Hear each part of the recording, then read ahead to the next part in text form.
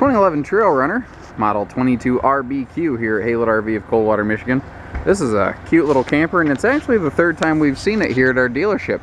First owner enjoyed it quite a bit, and they traded up after only about a year and a half of ownership.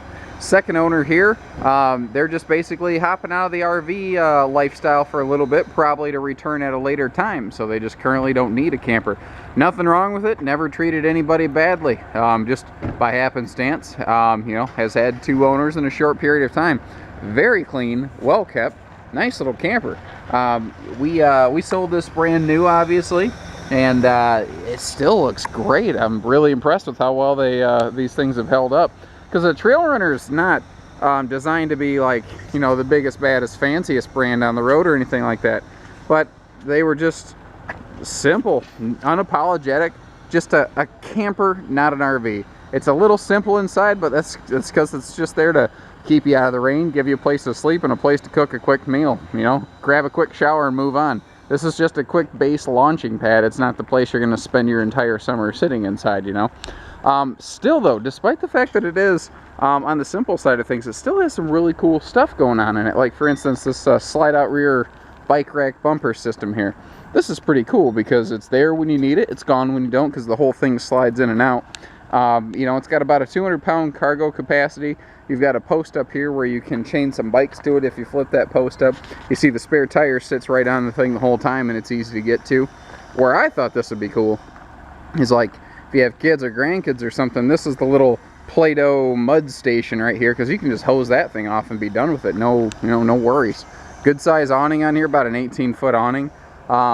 Amazingly, one of the craziest things about this little trailer, I think it weighs like 48 or 52 or something like that, but this thing has a pair of 5,200-pound axles. I mean, the axles are way overbuilt for what this little floor plan needs, because there were some trail runners that were big long suckers, so they just standardized the axles.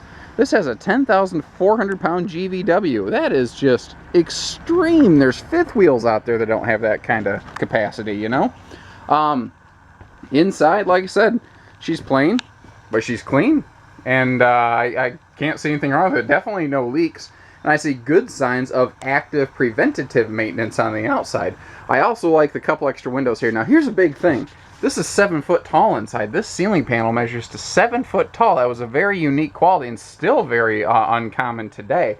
In a few years later, in the 2013 season, I believe, they actually dropped down to a 78-inch ceiling. They cut 6 inches off the roof of this thing. But, you know, this the 2011 series here, they were extra tall. That meant we got a lot bigger cabinets, which still left room for bigger windows in here, and a very tall shower, which people, you know, big tall people like me really appreciated. You know, again, everything's still nice, clean shape. You know, countertops still got good sheen to them and everything. Your cabinets are not dug up and scarred up inside. Just a clean little used camper. If you're just looking for an inexpensive camper to take on a weekend trip, you know, a couple times a year, this is the one. One thing I'll tell you from experience, this Hutch audio system was around here for a couple years, and it was prone to basically just dying, just being dead. I haven't personally tested this one. I will tell you from personal experience, I would budget about an extra $20 or $30 to plan on bringing in an aftermarket DVD player. There was a recall that went out on some of these. I don't know if this specific camper had it or not that fixed the problem, but I don't know if this one got zapped first or not. So long story short, that's just a potential. Now keep in mind, that could be a non-issue. Give us a call and, you know, ask your salesperson to plug it in and check it out. It could be fine. I don't know. That's just experience talking, and, you know, I like to share that kind of information. Freestanding table here. This thing, you see the legs are freestanding. You can go inside, outside. You can wiggle it around. What I like about this is whatever weight I lost in the spring, I put back on. I've whatever I lost, I found it, and you know, I can scoot this table over because my wife's a lot smaller than me. So, oh, it's bracketed against the wall currently. Pardon me. But you can slide this table around if need be.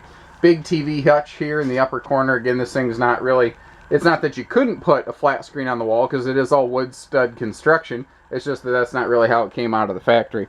Now, being 7 foot tall, extra pockets above the fridge and the microwave, stuff like that, are areas that other brands aren't going to have.